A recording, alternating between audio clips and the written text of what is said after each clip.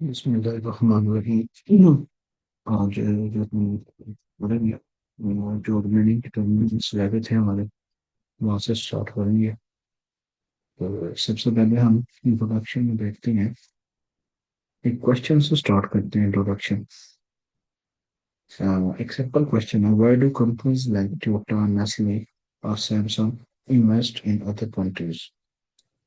तो foreign direct investment से इसका आंसर देते हैं कि जब एक कंपनी इन्वेस्ट करती है दूसरी कंट्रीज में, तो वो एस्टेब्लिश करती है बिजनेस ऑपरेशन को और एक्वायर एसेट्स को। ठीक है, तो ये इसका आंसर है कि Chinese company opening a factory Pakistan. ठीक है, तो इन्वेस्ट करती है दूसरी कंट्री में कहाँ के, और अपने एसेट्स को एस्टेब्लिश कर सके और बिजनेस ऑपरेशन कर सके। तो डिटर्मिनेंट्स थे फॉरेन डायरेक्ट इन्वेस्टमेंट के, तो उसमें दो पढ़ लिए थे हमने। अब लीगल डिटर्मिनेंट्स है इसका, तो हमने पढ़ना है। तो लीगल डिटर्मिनेंट्स में हमारे पास सबसे पहले हम चीज देखेंगे किसको, प्रॉपर्टी राइट्स प्रोटेक्शन को। तो जो प्रॉपर्टी राइट प्रोटेक्शन होता है, इसके अंदर क्या होता है कि इन्वेस्टर जो होते हैं वो सिक्योरिटी चाहते हैं। ठीक है, वो जब तक उन्हें सिक्योरिटी नहीं मिलेगी, उनके एसेट सिक्योर नहीं होंगे दूसरी कंट्रीज के अंदर, तो वो इन्वेस्ट नहीं करेंगे।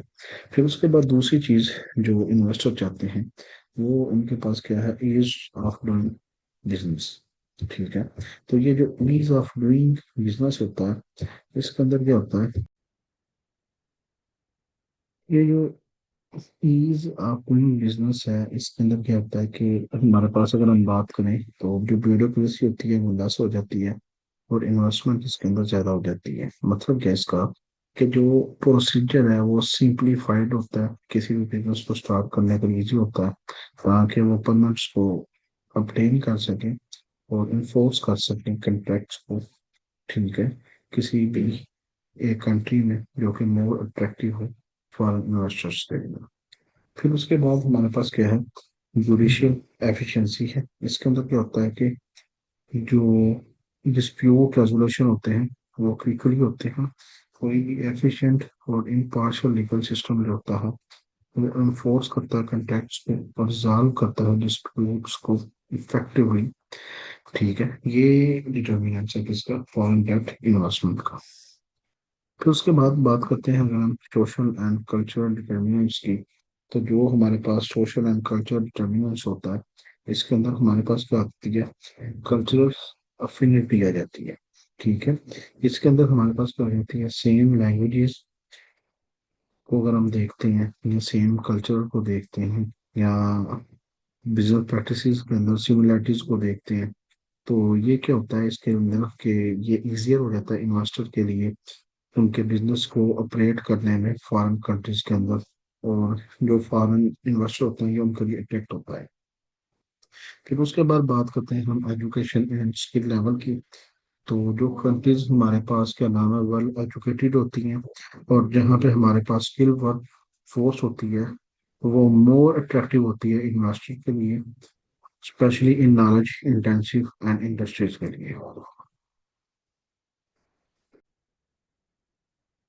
फिर उसके बाद अगर हम सोशल स्टेबिलिटी को देखें, तो जो सोशल स्टेबिलिटी होती है, इसके अंदर क्या होता है कि जो स्टेबल इन्वायरमेंट होना चाहिए, लेवल ऑफ क्राइम्स जो लो होना चाहिए, मतलब कि पीसफुल कंट्री होगी, तो वहाँ पे जो फॉरेन इन्वेस्टर्स हैं उनको जो रिस्क होगा वो कम से कम होगा, तो जिसकी वजह से क्या नाम है कि वो ज्यादा से ज्यादा वहाँ पे इन्वेस्ट करेंगे। फिर उसके बाद टेक्नोलॉजी का डिटर्मिनेंट्स को अगर हम देखें, तो इसके अंदर सबसे पहले टेक्नोलॉजी एंड इनोवेशन की बात कर आ जाती है। जो कंट्रीज जिनके पास एडवांस टेक्नोलॉजी इंफ्रास्ट्रक्चर होता है और वो फोकस करते हैं इनोवेशन के ऊपर, तो ये उनके लिए इनोवेशन कहती है। अट्रैक्टिव फॉरेन डायरेक्ट इन्वेस्टर होते हैं पार्टिकुलरली हाई टेक इंडस्ट्रीज। तो फॉरेन जो इन्वेस्टर्स होते हैं वो हमेशा इन्वेस्टमेंट उस कंट्री में करेंगे जहाँ पे टेक्नोलॉजी और इनोवेशन ज्यादा होगी। फिर उसके बाद सर्च एनवायरनमेंट की बात करें, तो जहाँ पे जिस कंट्री में availability of research environment facilities और कोलैबोरेशन अपॉर्चुनिटीज ज्यादा होगी, वहाँ पे फॉरेन इन्वेस्टर ज्यादा अट्रैक्ट करेंगे स्पेशली। इन सेक्टर्स रिक्वायरिंग इनोवेशन। फिर उसके बाद इन्वायरमेंटल डिटर्मिनेशन की अगर हम बात करेंगे तो इन्वायरमेंटल रेगुलेशन, ठीक है। तो अगर हम देखें तो जहाँ पे क्या नाम है स्ट्रिंजेंसी ऑफ इन्वायरमेंटल रेगुलेशंस, ये क्या नाम है कर सकते हैं इन्फ्लुएंस फॉरेन इन्वेस्टर। तो जबकि कुछ इन्वेस्टर्स कहते हैं वो उस कंट्रीज को सी या उस कंट्री की तरफ फोकस करते हैं जहाँ पे टैक्स रेगुलेशन या जहाँ पे अदर प्रॉपर स्टेबिलिटी या प्रेडिक्टेबल इन्वायरमेंट क्या नाम है हो विद क्लियर सस्टेनेबिलिटी और स्टैंडर्ड्स। फिर उसके बाद नेचुरल डिजास्टर एंड और रिस्क की अगर हम देखें तो फ्रीक्वेंसी ऑफ नेचुरल डिजास्टर या environmental risk in a country can determine foreign direct investment. जहाँ पे नेचुरल डिजास्टर और इन्वायरमेंटल रिस्क जो है वो कम से कम होगा, वहां पे भी फॉरेन इन्वेस्टर्स ज्यादा इन्वेस्ट करेंगे, ठीक है। क्योंकि अगर तो ये क्या नाम है डिप्रेशन रिस्क को हाई कर रहे हैं ये नेचुरल डिजास्टर, तो फॉरेन इन्वेस्टर वहां पे नहीं जाएंगे। फिर उसके बाद जियो पॉलिटिकल डिटर्मिनेंट्स की बात करें तो जो हमारे पास क्या नाम है पॉलिटिकल स्टेबिलिटी को अगर हम देखें, अगर हम कन्फ्लिक्ट्स को देखें, ठीक है, तो जहाँ पे ये ज्यादा होंगे तो वो फॉरेन डायरेक्ट इन्वेस्टर्स को वो रिड्यूस कर देंगे, ठीक है। और इन्वेस्टर्स वहाँ पे कम अट्रैक्टिवनेस होंगे क्योंकि वहाँ पे हाई लेवल के ऊपर रिस्क है पॉलिटिकल स्टेबिलिटी का और कॉन्फ्लिक्ट्स का। फिर उसके बाद अगर हम बात करें इसी के अंदर स्ट्रेटेजिक लोकेशन की, तो कंट्रीज जो सिचुएटेड हैं strategic location near major trade routes या पॉलिटिकल सिग्निफिकेंट रीजन, तो वहाँ पे फॉरेन डायरेक्ट इन्वेस्टर ज्यादा इन्वेस्ट करते हैं क्योंकि यहाँ पे जियो पॉलिटिकल इंपॉर्टेंस क्या है ज्यादा है। फिर उसके बाद अगर हम देखें बेनिफिट्स को foreign direct investors for host country, तो फॉरेन डायरेक्ट इन्वेस्टमेंट क्या करती है ये लेके आती है range of benefits for the host country, contributing to its economic development and enhancing its global competitiveness। कहते हैं इसके कुछ की बेनिफिट्स हैं। सबसे पहले हमारे पास क्या आ जाता है इकोनॉमिक ग्रोथ आ जाता है। तो फॉरेन डायरेक्ट इन्वेस्टर लीड कर रहे होते हैं to an increase in capital investment which can spur economic growth by, और उसके अलावा ये इंजेक्ट करते हैं फंड्स को इनटू वेरियस सेक्टर। और फॉरेन डायरेक्ट इन्वेस्टमेंट जो होती है वो हेल्प करती है इंप्रूव करने में इंफ्रास्ट्रक्चर प्रोडक्टिविटी एंड जीडीपी को ये क्या कर रही होती है बूस्ट कर रही होती है। फिर उसके बाद एम्प्लॉयमेंट अपॉर्चुनिटीज फॉर लोकल्स ज्यादा आ जाती है क्योंकि number of creation of jobs ज्यादा हो जाती है डायरेक्टली और इनडायरेक्टली। और मल्टीनेशनल कंपनीज क्या नाम है कि न्यू फैसिलिटीज को सेटअप करती है एक्सपेंड करती है एग्जिस्टिंग वंस को लीडिंग कर रही होती है ये हायरिंग ऑफ लोकल वर्कर्स को। कहता है this also creates indirect employment opportunities in related sectors such as supply chains and services. फिर उसके बाद अगर हम बात करते हैं तो यहाँ पे हम टेक्नोलॉजी ट्रांसफर की, तो जो मल्टीनेशनल कॉर्पोरेशन होती है ये टिपिकली ब्रिंग करती है एडवांस टेक्नोलॉजीज को और एक्सपर्टीज को उस कंट्री में। और ये सारे का सारा जो ट्रांसफर ऑफ नॉलेज और स्किल्स ये हेल्प कर रहा होता है लोकल फर्म्स को इम्प्रूव करने में उसकी प्रोडक्टिविटी और कम्पिटिटिवनेस को। फिर उसके बाद अगर हम बात करते हैं डेवलपमेंट ऑफ ह्यूमन कैपिटल की, तो जो फॉरेन डायरेक्ट इन्वेस्टमेंट होती है कंट्रीब्यूट हो रही होती है to the development of human capital in the host country through training and skill development. और जो लोकल एम्प्लॉइज होते हैं वो गेन कर रहे होते हैं न्यू स्किल्स को और एक्सपीरियंस को जो कि इनहेंस कर रहा होता है overall talent pool of the country. फिर उसके बाद पांचवें नंबर पे अगर हम देखें तो ये इम्प्रूव कर रहे होते हैं इंफ्रास्ट्रक्चर को, क्योंकि फॉरेन डायरेक्ट इन्वेस्टमेंट होता है अक्सर लीड करता है improvements in infrastructure such as transport telecommunication and energy. फिर उसके अलावा ये क्या एनहांसमेंट सिर्फ support of the operation of foreign countries नहीं हो रही होती, ये इसके साथ साथ बेनिफिट हो रहते हैं ब्रॉडर इकोनॉमी को। फिर उसके बाद अगर हम बात करते हैं एक्सेस टू ग्लोबल मार्केट्स की, तो ये हमारे पास क्या होता है through foreign direct investment local firm क्या करती है गेन करती है एक्सेस टू इंटरनेशनल मार्केट। ये जो कि लीड कर रही होती है इंक्रीज को इंक्रीज करने में एक्सपोर्ट को, बेटर इंटीग्रेशन जो कि ग्लोबल वैल्यू चेन हो रही होती है, और इसके साथ साथ ये एक्सपोजर कर रही होती है ग्लोबल बेस्ट प्रैक्टिसेस को। फिर उसके बाद अगर हम देखते हैं टैक्स रेवेन्यू के इंक्रीज होने में, तो जो फॉरेन डायरेक्ट इन्वेस्टमेंट होती है ये कंट्रीब्यूट करती है होस्ट कंट्री के टैक्स रेवेन्यू में through corporate taxes, payroll taxes and other forms of taxation. और ये जो एडिशनल रेवेन्यू हो रहा होता है ये यूज होता है पब्लिक सर्विसेज और इंफ्रास्ट्रक्चर प्रोजेक्ट्स में। फिर उसके बाद अगर हम बात करते हैं 8वें नंबर पे, तो ये इन्हांसमेंट हो रही होती है किसकी, कंपटीशन की। Entry of foreign firms can stimulate competition in the domestic market, और ये लीडिंग कर रही होती है क्रिएटिव एफिशिएंसी को, लोअर प्राइसेस के ऊपर, और इसके साथ ये प्रोडक्ट्स को इम्प्रूव कर रही होती है और सर्विसेज को भी कंज्यूमर्स के लिए। फिर उसके बाद जब हम 9 नंबर के ऊपर देखते हैं तो कल्चरल एक्सचेंज एंड इनोवेशन। ये क्या होता है, फॉरेन डायरेक्ट इन्वेस्टमेंट या इन्वेस्टर जो होता है ये ब्रिंग करता है डिफरेंट कॉर्पोरेट कल्चर्स और बिजनेसेस प्रैक्टिसेस को फॉर द होस्ट कंट्री के लिए, और फॉस्टरिंग कल्चरल एक्सचेंज, और ये कल्चर एक्सचेंज को फास्टिंग कर रहा था जो कि लीड कर सकते हैं फिर इनोवेशन और न्यू वेज ऑफ थिंकिंग, जो कि लोकल इंडस्ट्री के लिए बड़ी के अंदर बड़ी जरूरी होती है। फिर उसके बाद अगर हम बात करते हैं लास्ट के ऊपर, तो बैलेंस्ड रीजनल डेवलपमेंट। तो जो हमारे पास फॉरेन डायरेक्ट इन्वेस्टमेंट होती है ये कंट्रीब्यूट करती है मोर बैलेंस रीजन डेवलपमेंट को, इन्वेस्टिंग करके अंडर डेवलप्ड और लेफ्ट डेवलप्ड एरिया के अंदर, और साथ साथ रिड्यूसिंग रीजन डिस्पैरिटीज। तो अब एट द एंड अगर स्टूडेंट से क्वेश्चन किया जाए कि which benefit is most important for Pakistan, तो इसका आप लोगों ने अब आंसर करना है। ठीक है, जबकि ओवरऑल अगर देखा जाए तो फॉरेन डायरेक्ट इन्वेस्टमेंट बड़ा ही अहम किरदार अदा करती है economic and social development of the host country, और ये बनाती है attractive option for many nations looking to grow their economies. फिर उसके बाद अगर हम बात करते हैं green field foreign direct investment की, तो अगर इसकी डेफिनेशन देखी जाए तो green field foreign direct investment क्या है, जब एक फॉरेन कंपनी बिल्ड करती है न्यू बिजनेस फ्रॉम स्क्रैच। ठीक है, तो ये रेफर करती है टाइप ऑफ इन्वेस्टमेंट को where foreign company starts a new venture from scratch in a host country.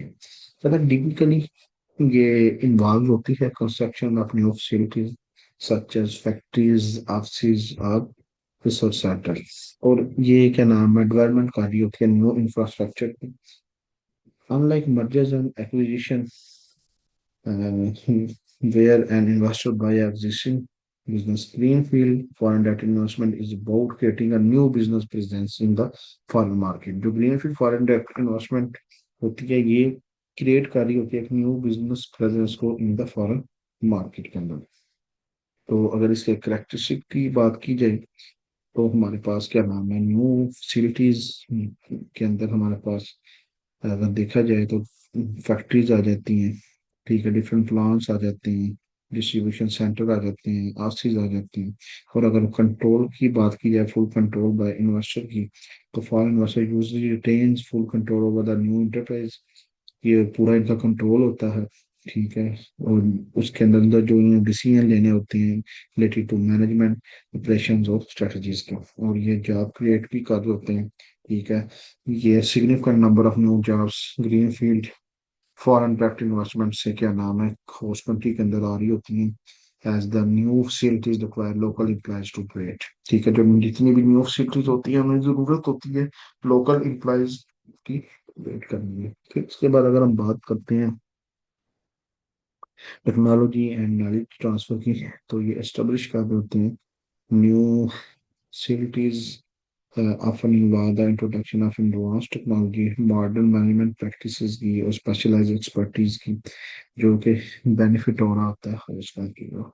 फिर उसके बाद अगर हम बात करें लॉन्ग टर्म कमिटमेंट की, तो जो ग्रीन फील्ड इन्वेस्टमेंट होती है यूजली इंडिकेट कर रही होती है long term commitment to the host country as a building new facilities and establishing operations require significant time and resources. और अगर आप इनके ओवरऑल बेनिफिट्स की बात करें तो हमारे पास क्या नाम है, सबसे पहले इकोनॉमिक ग्रोथ आ जाता है। ठीक है, इसकी वजह से कंट्रीब्यूट कर रही होती है इकोनॉमिक ग्रोथ को by increasing capital investment in the host country. और जॉब क्रिएशन की बात करें तो ऊपर भी हमने देखा है, तो ये भी एक इसका बेनिफिट है कि ये सेटिंग अप होता है कि ये नंबर ऑफ डिफरेंट जॉब को क्रिएट करने में। ठीक है, न्यू फैसिलिटीज को जो कि जरूरत होती है स्टाफिंग लेवल के ऊपर या मैनेजरियल रोल्स के ऊपर। उसके अलावा ये इंफ्रास्ट्रक्चर की डेवलपमेंट कर रही होती है, such as road, utilities and communication network, जो कि पॉजिटिव स्पिल ओवर इफेक्ट होता है ग्लोबल इकोनॉमी के लिए। और फिर उसके बाद ये रीजनल डेवलपमेंट की भी बात हो रही होती है। इसके अंदर ये जो प्रोजेक्ट होते हैं ये अंडर डेवलप्ड इंफ्रास्ट्रक्चर, और ये जो रिड्यूस करता है रीजन डिस्पैरिटीज को, प्रमोट करता है बैलेंस रीजन डेवलपमेंट को, कंपटीशन इंक्रीज होता है। ठीक है, क्योंकि न्यू एंट्री होती है जो कि लार्ज होती है टिपिकली, और फॉरेन प्लेयर इंक्रीज कर देते हैं competition in the local market. और ड्राइविंग इंप्रूवमेंट आ जाती है एफिशिएंसी में, क्योंकि आपने कंपटीशन के अंदर पार्ट लेना होता है, और जिसकी वजह से इनोवेशन हो रही होती है, प्रोडक्ट की क्वालिटी भी बेहतर हो रही होती है। और इसके साथ साथ ये इनहेंस कर रहा होता है एक्सपोर्ट पोटेंशियल को। तो ये जितनी भी न्यू फैसिलिटीज होती है, ये क्या नाम है कि जितने भी हमारे पास एक्सपोर्ट ओरिएंटेड प्रोडक्शन होती हैं, उसके अंदर भी ये क्या नाम है, उनको गेयर मिलता है, ये क्या नाम है बूस्ट करती हैं होस्ट कंट्री एक्सपोर्ट रेवेन्यू को, और इम्प्रूव करती है क्या नाम है ये ट्रेड बैलेंस को। इसके changes of green field foreign direct investment के अगर हम देखें तो हमारे पास सबसे पहले जो हाई इनिशियल कास्ट आ जाती है। ठीक है, ये अपफ्रंट कास्ट होती है लैंड एक्विजिशन, कंस्ट्रक्शन और इक्विपमेंट के लिए, जो कि बड़ा ही एक रिस्की होता है, क्योंकि ये जो इन्वेस्टमेंट होती है ये does not yield expected returns होता है। फिर उसके बाद दूसरा हमारे पास जो चेंजेस आ जाता है वो कल्चरल एंड रेगुलेटरी बेरियर्स की बेस के ऊपर आ जाता है। ठीक है, जिस होस्ट कंट्री के अंदर हम जा रहे हैं वहाँ पे हम इन्वेस्टमेंट कर रहे हैं, तो हमें डिफरेंट चैलेंजेस को फेस करना पड़ता है related to cultural differences, regulatory hurdles और नेविगेटिव की बेस के ऊपर। और फिर हमारे पास इन्वायरमेंटल इम्पैक्ट भी आता है। ये जो क्या नाम है, ये भी एक चैलेंज है। कंस्ट्रक्शन और operation of new facilities can have environmental impact, जो जिसके लिए क्या नाम है जरूरत होती है हमें केयरफुली मैनेज करने की, to avoid negative consequences for the local community. तो अगर ओवरऑल देखें तो green field foreign direct investment एक पावरफुल टूल है for economic development, offering substantial benefit to the host country, particularly in terms of job creation, technology transfer और इसके साथ साथ इंफ्रास्ट्रक्चर डेवलपमेंट के हवाले से। ताहम हमें इसके साथ साथ ये भी जरूरत है कि हमारी जो प्लानिंग है वो बेहतर और अच्छे तरीके से, और एग्जीक्यूशन हमारे का ज्यादा से ज्यादा पॉजिटिव इम्पैक्ट पर। फिर उसके बाद हम देखते हैं एक छोटा सा इसकी डेफिनेशन देख लेते हैं brown field foreign direct investment की। ये जो brown field foreign direct investment है ये एक किस्म की टाइप ऑफ इन्वेस्टमेंट है जहाँ पे फॉरेन कंपनीज या इन्वेस्टर क्वाइट्स या लीजेस की बेस के ऊपर एग्जिस्टिंग प्रोडक्शन फैसिलिटीज, बिजनेसेस या infrastructure in the host country. अगर सिंपल बेस के ऊपर क्या नाम है मैं बताऊं तो जो फॉरेन इन्वेस्टर्स होते हैं वो बाय करते हैं या लीजेस की बेस के ऊपर क्या नाम है कि एग्जिस्टिंग बिजनेस को देख रहे होते हैं। इसका जो की आइडिया क्या होता है कि फास्टर मार्केट एंट्री हो जाती है इसकी बेस के ऊपर, और जो एग्जिस्टिंग फैसिलिटीज होती हैं उनको हम क्या नाम है यूज करना शुरू कर देते हैं। अगर इसकी एग्जांपल की बात करें तो buying an already running factory. ठीक है, तो इसके अंदर भी क्या नाम है हमारे पास अगर हम बात करें तो ये क्या नाम है कि ये एक अगर हम यहाँ पे देखें तो यहाँ पे लिखा हुआ unlike greenfield unlike greenfield foreign direct investment which involves creating new facilities from scratch, brownfield foreign direct investment focusing on utilising and potential upgrading existing asset. ठीक है, ये उसकी तरह तो नहीं होता, मगर ये फोकस कर रहा होता है यूटिलाइजिंग और potentially upgrading of existing assets. ठीक है, तो ये आज का हमारा लेक्चर था। अच्छे से आपने इसको सुनना, जो चीज़ समझ नहीं आए, कुछ नहीं है, प्रिपेयर करने के बाद आपने इसको बोल्ड पॉइंट्स